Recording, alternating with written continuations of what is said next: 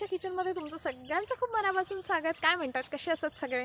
तर आज मी तिळगुळाच्या पोळ्या बनवतेय। आमच्याकडे थंडी भरपूर पडायला सुरुवात झालेली आहे। अशा थंडीमध्ये खाण्यासाठी म्हणजे सकाळी नाश्त्याला काय बनवायचं दररोज टेन्शन येतं। तर आज मी गुळपोळ्या बनवतेय, ज्या महिनाभर टिकतात, मुलांच्या डब्याला सुद्धा देऊ शकतो आणि एकदम खुसखुशीत अशा होतात। चला तर मग सुरुवात करूया आजच्या रेसिपीला। इथे मी पांढरे तीळ घेतलेले आहेत, हे बिना पॉलिशचे आहेत। हे मी वापरणार आहे गुळपोळ्यांसाठी। तुम्हाला जर हे तीळ नाही मिळाले तर तुम्ही जे पॉलिशचे तीळ असतात ते वापरले तरी चालू शकतात।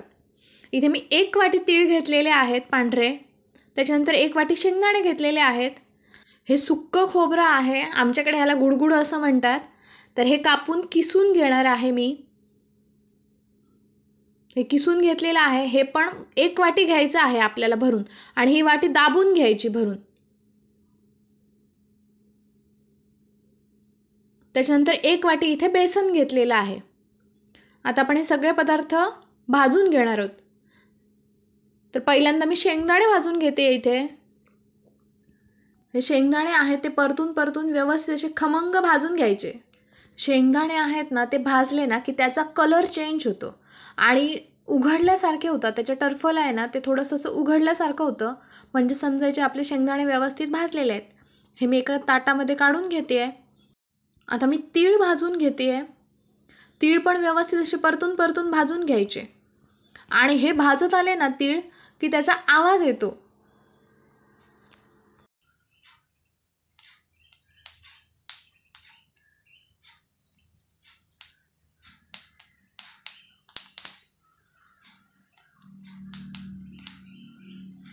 असा आवाज आला ना तीळ भाजताना की समजायचे आपले तीळ व्यवस्थित असे खमंग भाजलेले आहेत। हे पण मी ताटामध्येच त्या काढून घेते, शेंगदाण्याच्या ताटामध्ये ओतलेत त्या। आता मी खोबरं भाजून घेते। हे पण व्यवस्थित असं परतून भाजून घ्यायचं आहे। खमंग असं झालं ना, सगळे जिन्नस खमंग असे भाजले गेले ना की गुळपोळी चवीला छान होते, खमंग अशी होते। इथे माझं खोबरं पण बघू शकताय भाजून झालेलं आहे। हे मी बाजूला काढून घेते ताटामध्ये। हे खोबरं आहे ना, हे मिक्सरला मी वेगळं लावणार, आणि तीळ आणि शेंगदाणे आहेत हे वेगळे लावणार आहे। आता पॅनमध्ये मी 2 चमचे तूप घालून घेते, आणि तुपामध्ये बेसन खमंग असं भाजून घेणार आहे। हे जे बेसन भाजतोय त्याला जास्त तुपाचा वापर करायचा नाहीये। इथे 2 चमचेच तूप घालायचं आहे आणि त्याच्यामध्येच व्यवस्थित असं भाजून घ्यायचं। बेसन पण आपल्याला मंद गॅसवरच भाजायचं आहे। मस्तपैकी असा वास सुटणार आणि कलर चेंज होणार, मग समजायचं आपलं बेसन भाजून झालेलं आहे। इथे माझं बेसन भाजून झालेलं आहे। हे मी थंड करत ठेवते। सगळे जिन्नस थंड झाल्यानंतर मी मिक्सरला लावणार आहे, त्यामुळे आता पहिल्यांदा मी पीठ मळून घेते। इथे 2 वाटे पीठ घेतलेलं आहे, गव्हाचं पीठ आहे। त्याच्यामध्ये चवीपुरतं मीठ घालायचं आहे, आणि इथे मी 4 चमचे तेल घालते। हे शेंगदाण्याचं तेल आहे, तुम्ही कोणतंही तेल वापरलं तरी चालू शकतं, आणि व्यवस्थित असं मिक्स करून घ्यायचं हे तेलामध्ये। आणि 2 वाटी पिठासाठी मला इथे 1 वाटी पाणी लागणार आहे। मी 1 वाटी पाणी वापरणार, प्रमाण एकदम बरोबर आहे। 2 वाटी पिठासाठी 1 वाटी पाणी वापरायचं, आणि व्यवस्थित असं मळून हे कमीत कमी 4 तास पीठ ठेवून द्यायचं भिजवून। हे झाकण ठेवणार आहे मी, 4 तास ठेवून देणार असंच। पीठ छान असं आलं ना की गुळपोळ्या छान होतात। आणि आता हे तीळ आणि शेंगदाणे जे आहेत मी मिक्सरला बारीक करून घेते।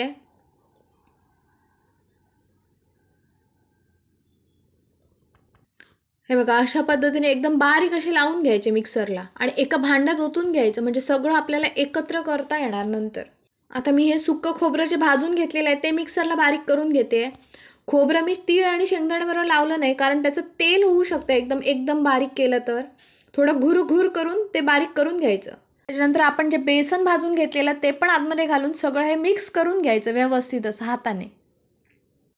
हे जे सारण आहे ना, हे पूर्ण 4 वाट्याचं सारण तयार झालेलं आहे आपलं, त्यामुळे ह्याच्यामध्ये गूळ घालताना पण 4 वाट्या गूळ लागणार आपल्याला।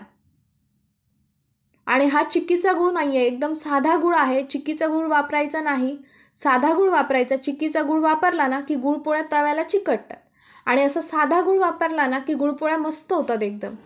इथे मी 4 वाट्या गूळ किसून घेतलेला आहे एकदम बारीक असा, आणि तो आतमध्ये घालून घ्यायचा आणि हाताने सगळं एकजीव करून घ्यायचं, हे मिक्स व्यवस्थित असं.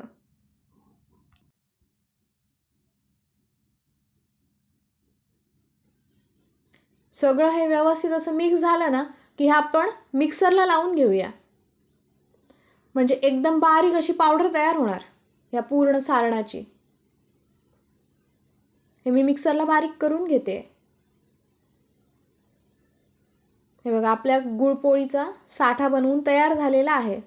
हा जो गुळपोळीचा साठा आहे ना, महिना 1.5 महिना ह्याला काहीही होत नाही, असाच राहतो एकदम मस्तपैकी. त्यामुळे मी जास्तच बनवून ठेवते आणि व्यवस्थित अशा गुळपोळ्या करता येतात आपल्याला. प्रत्येक वेळी साठा बनवायची गरज पडत नाही. इथे माझं सगळा गुळपोळीचा साठा बनवून तयार झालेला आहे.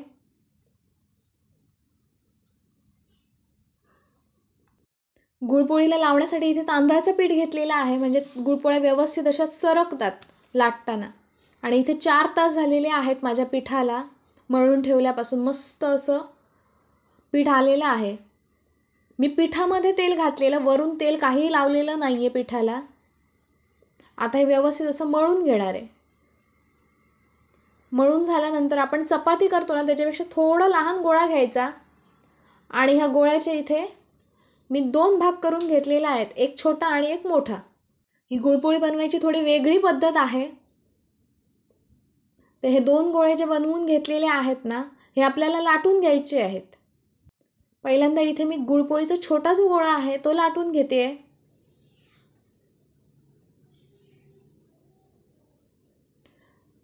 अशा पद्धतीने मी जी पद्धत दाखवते त्या पद्धतीने जर गुळपोळी बनवली ना, तर कडेपर्यंत असं सारण पसरणार त्याचं.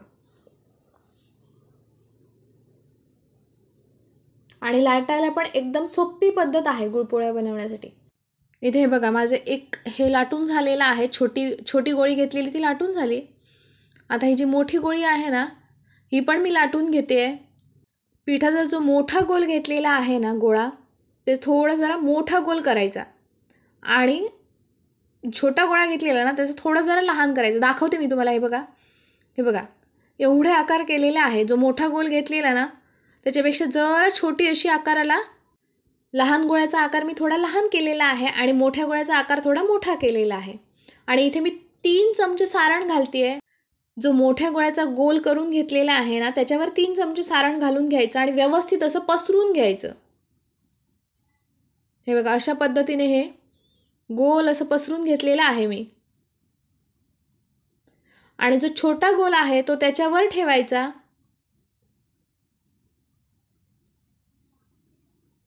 आणि जिथेपर्यंत सारण आहे ना तिथेपर्यंत हे दुमडून घ्यायचं व्यवस्थित असं. दुसरा गोल जो आपण ठेवलाय तो व्यवस्थित असं दाबून दुमडला ना की सारण पण आतमध्ये व्यवस्थित असं गच्च होतं, म्हणजे लाटताना त्रास होत नाही आपल्याला.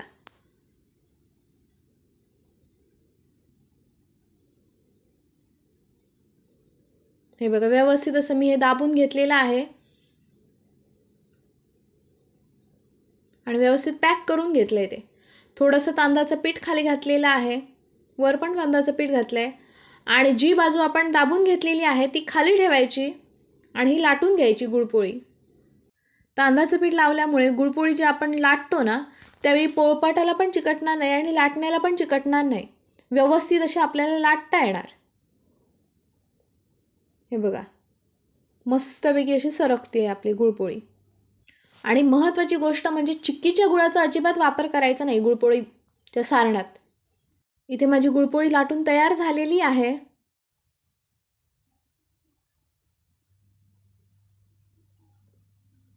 हे बघा, आता बघू शकताय तुम्ही आपलं सारण व्यवस्थित कडेपर्यंत गेलेलं आहे आणि तव्यावर टाकताना हीच बाजू खाली आली पाहिजे.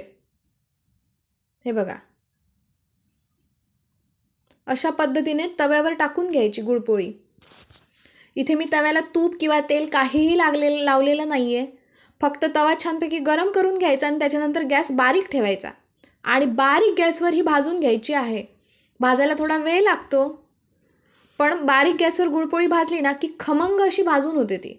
आणि गुळपोळी तव्यावर टाकल्याबरोबर लगेच परतायची नाही, त्या बाजूने व्यवस्थित अशी भाजायला द्यायची आणि त्याच्यानंतर मग परतायची. आणि गुळपोळी काढून झाल्यानंतर ती अशी जाळीवरच काढायची आणि एखाद्या सुती कापडावर जरी पसरून ठेवल्या ना तरी चालू शकतात. एकदम थंड झाल्याशिवाय डब्यात भरायच्या नाहीत, नाहीतर त्या मऊ पडतात एकदम. आणि ह्या ज्या बनवलेल्या गुळपोळ्या आहेत ना 10 ते 15 दिवस मस्त टिकतात, काही होत नाही आणि सारण आपलं महिना ते 1.5 महिना व्यवस्थित राहतं. इथे मी 2 वाटी पीठ घेतलेलं, त्याच्या 8 गुळपोळ्या झालेल्या आहेत. मुलांना छोट्या भुकेसाठी तुम्ही या गुळपोळ्यांचा चांगला ऑप्शन आहे थंडीच्या दिवसामध्ये. खूपच पौष्टिक अशा होतात ह्या, तुम्ही नाश्त्याला पण खाऊ शकता. तुपाबरोबर तर अप्रतिम लागतात. अशा माझ्या गुळपोळ्या बनवून तयार झालेल्या आहेत. मस्त खावा, सुशेकात रवा आणि माझ्या व्हिडिओ लाईक आणि शेअर करा आणि माझ्या चॅनलला सबस्क्राईब करा. थँक्यू.